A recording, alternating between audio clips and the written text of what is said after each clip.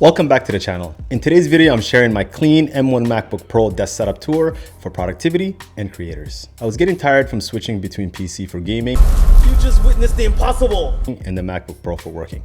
Having a separate dedicated space increased my productivity and reduced my distractions. Let's jump right in. My desk is from Desk. It's a sit-stand electric adjustable height standing desk. The top is from IKEA and it's called the Bacant. I use the Civil Classic sit-stand stool when I'm not using my main chair. My main chair is from Nightingale. I showed it in my last video. I like this tool because it promotes a healthier lifestyle. At the heart of the whole setup, the 16-inch MacBook Pro provides all the performance I need for editing.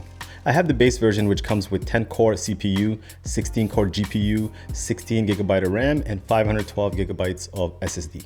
The 1TB version costs an additional $200 USD, but instead I opted to buy 2TB Sabre Rocket Extreme Thunderbolt 3 external SSD for $400. This SSD reaches speeds up to 2400 megabytes per second read and write and does not require an external power. If you want to save some money on storage for the M1 MacBook Pro, this is an efficient way. I use DaVinci Resolve for editing 4K content from multiple cameras with different file formats. The MacBook Pro and Sabre Drive handled all the footage incredibly well and have made my workflow smooth. The MacBook Pro brings everything to life with one cable that connects to the QGIM docking station. The portability combined with its powerful performance makes using one machine for editing and creating easy.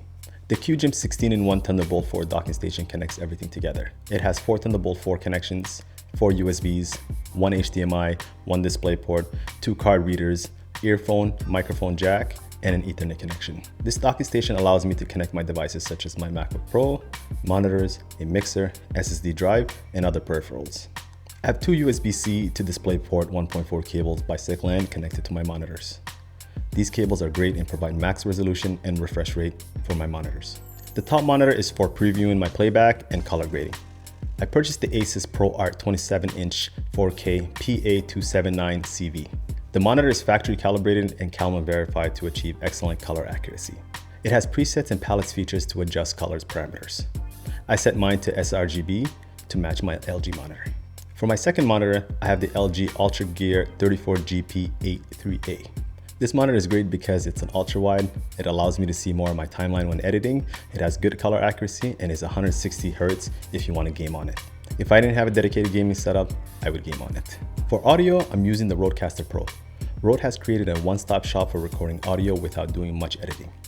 Its onboard audio processing allows you to set your preferred settings compatible with your mic. The audio it creates sounds amazing. I have the KRK RP8 Rocket G4 Studio speakers connected to the Rodecaster with a TRS cable by Tessino. The sound they produce are crystal clear and it makes my life easy editing to the track. The speakers are on the clamp-on stand by Gator. These put the speakers at ear level and reduce vibrations on my desk. For the mouse and keyboard, I went with the Logitech MX Masters 3 and MX Keys. These look good together and are highly recommended. I can definitely say the MX Masters 3 cut down on my editing time with its features. I may review it in the future as I'm very impressed. I added the MX Palms Rest for more support when typing. If you're enjoying this video so far, hit the like button for the algorithm to share with more people. Also subscribe for more content like this. My desk pad is from Misagi. This multifunctional desk pad is dual-sided. It has different colors on each side. It functions well and is aesthetically pleasing. I added Satashi's monitor stand to hide my docking station and drives for a cleaner look. To reduce eye fatigue, I purchased a computer monitor lamp.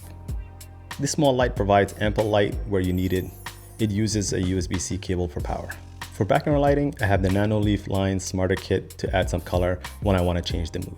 This works well with my monitor lamp when you want to work in night mode. There you have it. This was my setup tour. I will add all the items I covered in the description below. Comment below if you have any questions about any items. Until then, peace.